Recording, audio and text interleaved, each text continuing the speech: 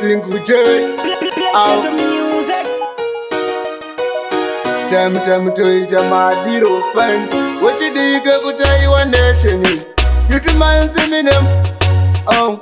Kunaka kudarika kunaka. Chipiti chawabika single chandipa kuspakwa. Pick up munhu wesa anondisapota. Ndimi vanhu vacho vana mazvikokota.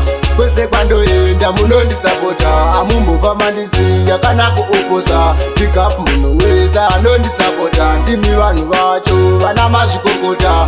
Kwese kwandoenda munondisapota. Amumbobva mandiziya kana kuoposa. Ndiri ndege yakachetika musandichepesa. Ndafambira mudenga ndimo mune yangu we. Chihora chiputi chiki chinoputikira. Mukachisarisa munopinda fiye. Zviya zvekusiya mutumbi muchikura musoro. Imira mangwana renyu chava mutoro. Mari dzechikoro maichira kuzvitoro.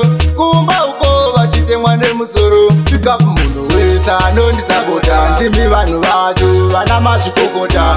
Kwese kwandoenda munondisapota. Amumbobva mandiziya kana kuoposa. Pick up munhu wese anondisapota. Ndimi vanhu vacho vana mazvikokota.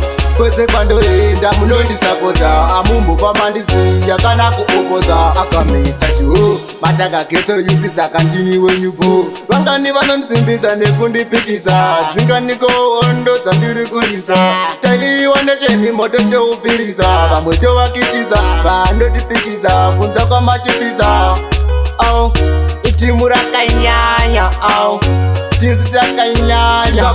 Wese anondisapota. Ndimi vanhu vacho vana mazvikokota. Kwese kwandoenda munondisapota. Amumbobva mandiziya kana kuoposa. Pick up munhu wese anondisapota. Ndimi vanhu vacho vana mazvikokota. Kwese kwandoenda munondisapota. Amumbobva mandiziya kana kuoposa.